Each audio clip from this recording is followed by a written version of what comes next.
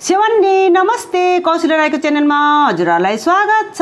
आज चाहिँ म हजुरहरुलाई अलग्गै तरिकाको अलग्गै स्वाद आउने स्वादिलो चिकन ग्रिल फ्राई मोमो बनाएर देखाउन गइरहेको छु। भिडियो मन परे सब्स्क्राइब गरिदिनु होला, साथै हजुरहरुको साथी फ्यामिलीमा पनि शेयर गरिदिनु होला। र आउनु सुरु गरौँ। यहाँ चाहिँ मैले बोनलेस चिकन लिएको छु। चिकनलाई मज्जाले धोई पखाली पारेर तयार पारे। अनि 1 चम्ची नुन राखे, 1 चम्ची सोया सस, अनि यो चाहिँ सुमेक पाउडर आधा चम्ची राखे, अनि यो चाहिँ लङ पेपरलाई चाहिँ यसरी पिसिकन राखे आधा चम्ची राखेर चाहिँ मज्जाले मिलाउनु पर्यो मासुमा, चारैपट्टि मासुमा मज्जाले मासुमा यसरी मिलाइ पनि सके। पेन पनि तात्यो र मैले चाहिँ पेन तातिसकेपछि चाहिँ माथिबाट चाहिँ यसरी बटर राखे। बटर मज्जाले खरिसकेको छ। खरिसकेको बटर माथि चाहिँ यसरी माथिबाट चाहिँ चिकन राखे।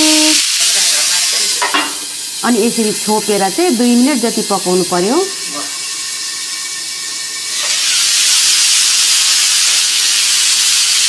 माथिबाट चाहिँ यसरी बटर राखे, पल्टाउँदै यसरी 2 साइडमै पकाउनु पर्यो।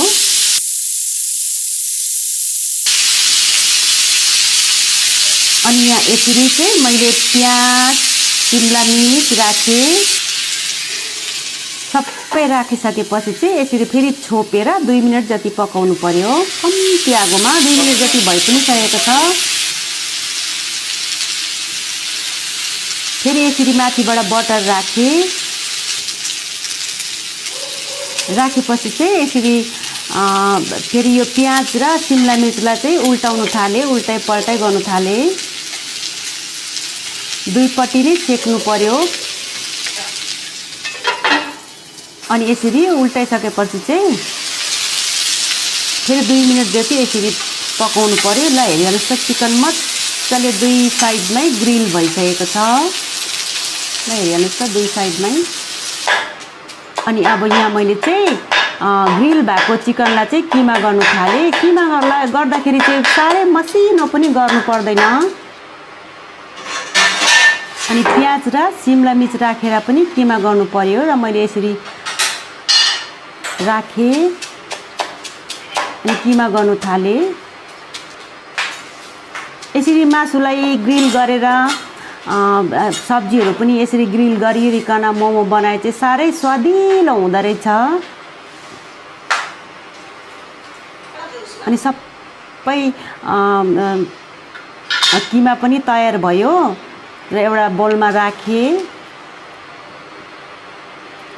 अनि आधी चम्ची जति नुन राखे। अलिक चाखेको त नुन कम्ती लाग्यो कि, नुन चाहिँ अघि पनि राखेको थिएँ र अलिक कम्ती लागेको जस्तो भयो भनेर चाहिँ मैले फेरि आधी चम्ची जति नुन राखे।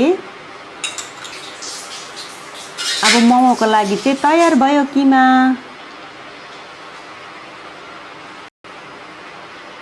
यो चाहिँ अब फ्राईको लागि।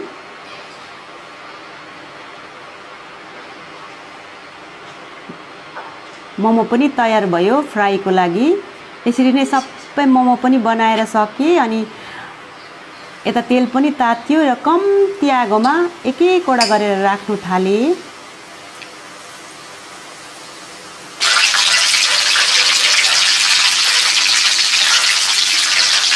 कम्ती आगोमा 2 साइडमै यसरी पकाउनु पर्यो।